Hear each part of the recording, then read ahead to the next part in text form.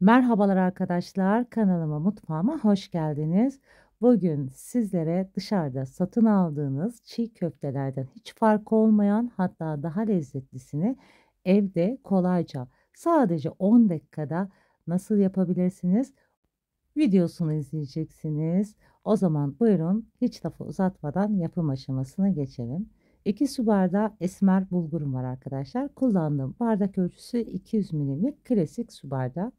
Bu büyüklükte rondo robotunuzda yapacaksanız 2 su bardağı bulgur tam yeterli geliyor. Kesinlikle fazla eklemeyin. Karıştırmakta zorlanabilirsiniz sonrasında. 2 su bardağı köftelik esmer bulgurumu robotumun içine ekliyorum. Esmer bulgur yerine tabii ki beyaz bulgur da ekleyebilirsiniz. Ama lezzet açısından bu bulguru eklerseniz daha güzel olur. 2 su bardağı da arkadaşlar ılık su ekliyorum. Suyum sıcak değil, ılık. Soğuk da eklemeyin. Çok az ılık olarak eklerseniz daha güzel olur. Suyun her yerine eşit şekilde geldiğinden emin olmak için karıştırdıktan sonra kapağını da kapatıp bu şekilde 15 dakika bulgurlarımın güzelce dinlenmesini ve şişmesini sağladım. Şimdi arkadaşlar ben de bu arada bulgurlarım şişerken malzemelerimi hazırladım. Bulgurumun üzerine bir adet rendelenmiş soğanımı ekliyorum. Soğanınızın mutlaka rendeledikten sonra suyunu güzelce sıkın. Sıkmazsanız arkadaşlar çiğ köftenizin içinde acı ve kötü bir lezzet bırakır. Bir adet orta boy patatesimi güzelce haşladım. Haşlanmış patates kullanacağım. Bunu da kullanmamdaki sebep çiğ köftenizin daha yumuşak ve güzel bir kıvam almasını sağlayacak. Patatesi çiğ köftenizin içinde lezzetinde, tadında hiçbir değişiklik olmuyor. Hatta daha güzel lezzet veriyor arkadaşlar. Mutlaka haşlanmış patatesi de deneyin. Bir yemek kaşığı dolusu biber salçası ekliyorum. Bir yemek kaşığı domates salçası da ekliyorum. 2 diş ezilmiş sarımsağımı da ekliyorum. Ezmesiniz de olur arkadaşlar. Zaten rondonun içinde sarımsaklarınız güzelce ezilecektir. Çok az tuz ekliyorum. Benim biber salçam tuzlu olduğu için tuz oranını daha az ekledim. Sizler tuz miktarını kendi damak tadınıza göre ayarlayabilirsiniz. Bir çay bardağı sıvı yağımı da ekliyorum. Sıvı yağ yerine zeytinyağı da kullanabilirsiniz. Ben tercih etmedim, sıvı yağ ekledim. 5 yemek kaşığı kadar nar ekşisi ekliyorum. Nar ekşisini çok sevdiğimiz için ben fazla ekledim. Sizler kendi damak tadınıza göre nar ekşisini azaltabilir, çoğaltabilirsiniz. Baharat olarak bir tatlı kaşığı pul biber, bir çay kaşığı dolusu kimyon, bir çay kaşığı kadar da karabiber ekliyorum. Çiğ köftemin içine de arkadaşlar ben bir tatlı kaşığı dolusu çiğ köfte baharatı ekliyorum. Bu baharatı eklediğinizde dışarıda satılan çiğ köfteler lezzetini elde etmiş oluyorsunuz. Aktarlarda bulabilirsiniz. Yalnız kuru köfte baharatı değil, çiğ köfte baharatı bu arkadaşlar.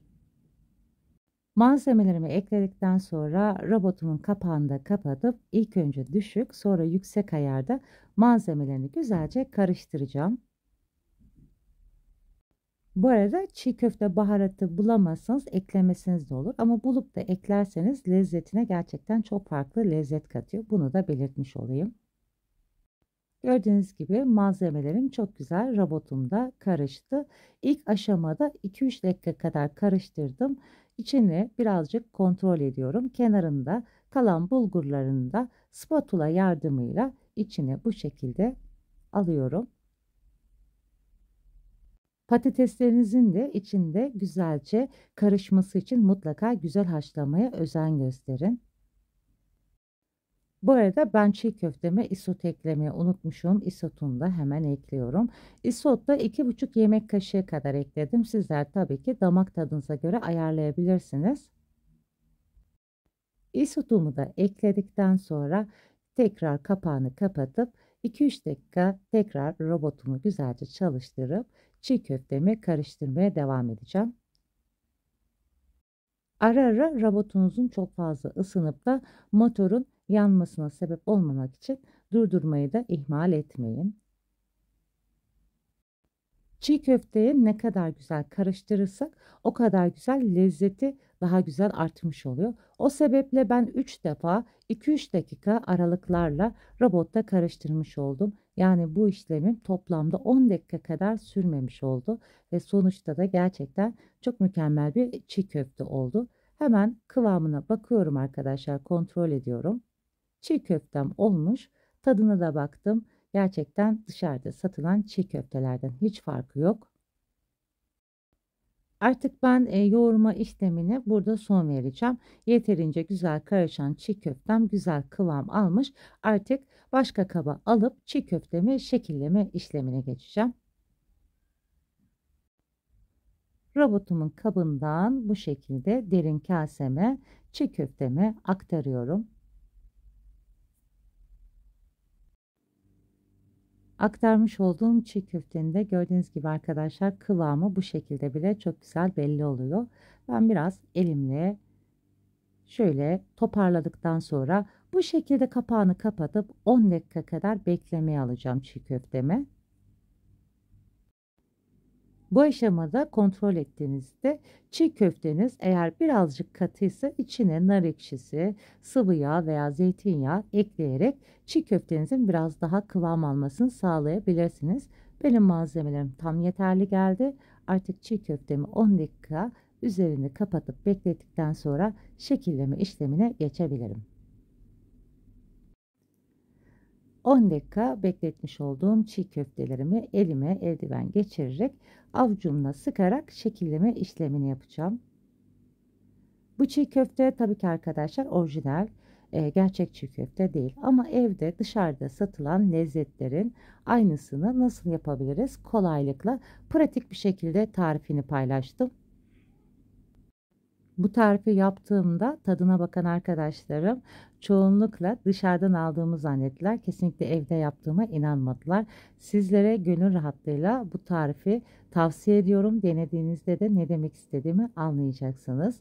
İçine patates eklemeseniz de olur ama arkadaşlar içine patates eklediğinizde ertesi günde kalsa çiğ köftenizin kıvamı asla bozulmuyor. Daha fazla yapıp çiğ köftenizi saklama kabında, buzdolabında da bekletebilirsiniz. İçine patates de eklediğiniz için kıvamında asla sertleşme veya bulgurunu çekme gibi bir sorun asla karşılaşmayacaksınız. Elimle şekilleyerek servis tabağıma dizerken size ufacık bir hatırlatma yapmak istiyorum. Kanalıma hala abone değilseniz abone olmayı, daha güzel tariflerden haberdar olmak için zil sesini açmayı unutmayın. Bu sayede başka güzel yeni tariflerimden anında haberdar olabilirsiniz.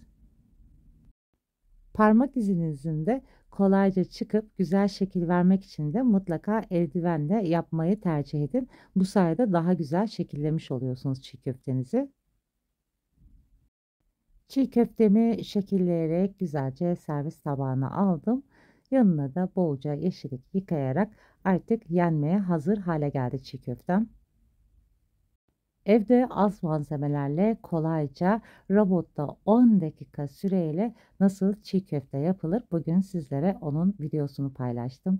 Gerçekten denenmesi gereken çok güzel lezzet. Bir tanesini de sizler için üzerine nar ekşisi ekleyerek tadına bakacağım. Dışarıdaki çiğ köftelerden hiç farkı olmayan daha da lezzetli diyebilirim.